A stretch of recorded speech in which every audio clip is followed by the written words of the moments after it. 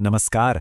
आज हम बात करने वाले हैं एक ऐसी खोई हुई नगरी की जिसे कहते हैं कि स्वयं भगवान श्री कृष्ण ने बसाया था, द्वारका। एक ऐसा शहर जो कभी वैभव और शक्ति का दूसरा नाम था, लेकिन फिर अचानक समंदर की गहराइयों में कहीं खो गया। तो सोचिए, जो शहर खुद एक ईश्वर की देखरेख में हो, वो भला लहरों के नीचे कैसे समा सकता है? ये एक ऐसा सवाल है, एक ऐसा रहस्य है जो सदियों से हमारे इतिहास और पौराणिक कथाओं के बीच तैर रहा है। हजारों सालों तक द्वारका की कहानी को बस एक कहानी ही माना जाता रहा, एक किंवदंती। लेकिन फिर साल 2005 में कुछ ऐसा हुआ जिसने सब कुछ बदल दिया। गोताखोरों को समंदर के नीचे कुछ ऐसे सबूत मिले जिसने इस पुरानी कथा में एक नई जान डाल दी। तो चलिए सबसे पहले गोता लगाते हैं उन्हीं सबूतों में, देखते हैं कि समंदर की उन गहराइयों में हमारे आज के खोजकर्ताओं को आखिर मिला क्या। तो देखिए, हुआ ये कि साल 2005 से 2007 के बीच आर्कियोलॉजिकल सर्वे ऑफ इंडिया और इंडियन नेवी ने मिलकर एक खोज की, और उन्हें जो मिला वो हैरान करने वाला था। पानी के बहुत नीचे एक पूरे शहर के खंडर, एक 560 मीटर लंबी दीवार और इंसानों के बनाए हुए कई ढांचे। और जब वहां मिले बर्तनों और कलाकृतियों की उम्र पता की गई तो वो निकली करीब 1500 से 3000 ईसा पूर्व की, मतलब बहुत बहुत पुरानी। तो सवाल फिर वही, आखिर ये कौन सा शहर था जिसे हम भूल चुके थे? इन खंडरों की पहेली को सुलझाने के लिए हमें लौटना होगा उस महान कथा की ओर जो इस शहर के बनने और मिटने की पूरी कहानी बताती है। आइए अब चलते हैं उस कहानी में, कृष्ण की बनाई उस महान नगरी की कहानी, जिसे कई द्वारों का शहर भी कहा जाता था, और समझते हैं कि आखिर इसे बनाने की जरूरत पड़ी ही क्यों। द्वारका संस्कृत में इसका मतलब है कई दरवाजों वाला शहर, और ये नाम ऐसे ही नहीं पड़ा था। ये किलेबंद शहर था जिसे श्री कृष्ण ने अपने यदुवंश को राजा जरासंध के बार बार होने वाले हमलों से बचाने के लिए बनवाया था, जब उन्होंने मथुरा छोड़ने का फैसला किया था। इस सुरक्षित और भव्य नगरी पर श्री कृष्ण ने पूरे 36 साल तक राज किया। ये वो समय था जब द्वारका में सिर्फ शांति और समृद्धि थी। यदुवंशियों के लिए ये एक सुनहरा दौर था, लेकिन ये सुनहरा दौर हमेशा के लिए नहीं रहने वाला था। अब यहाँ कहानी एक बहुत ही दिलचस्प मोड़ लेती है। द्वारका का अंत किसी बाहरी ताकत ने नहीं, बल्कि दो बहुत ही शक्तिशाली श्रापों ने लिखा था, और यही वो दो श्राप थे जिन्होंने इस महान शहर की किस्मत पर हमेशा के लिए मोहर लगा दी।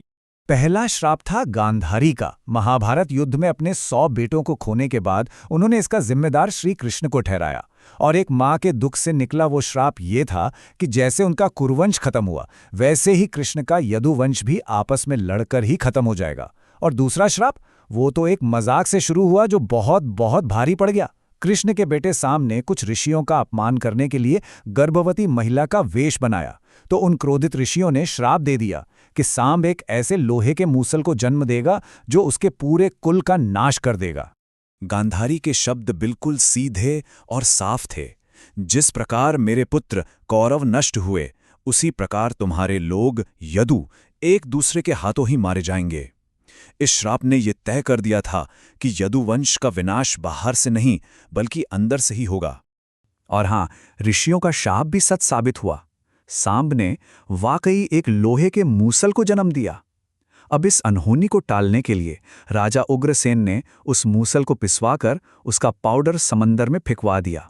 उन्हें लगा कि खतरा टल गया, पर वो ये नहीं जानते थे कि होनी को कौन टाल सकता है। और यहीं से कहानी अपने सबसे दुखद मोड़ पर पहुंचती है। प्रभास तीर्थ की वो जगह जहां एक गृह युद्ध में दोनों श्राप एक साथ हकीकत बन गए। तो हुआ क्या था, चलिए इसे समझते हैं। यदुवंशी प्रभास तीर्थ के तट पर एक त्योहार के लिए इकट्ठा हुए, पर जश्न का माहौल जल्द ही नशे और अहंकार में बदल गया। सात्यकी नाम के एक योद्धा ने कृतवर्मा का मजाक उड़ाया और बस वहीं से झगड़ा शुरू हो गया।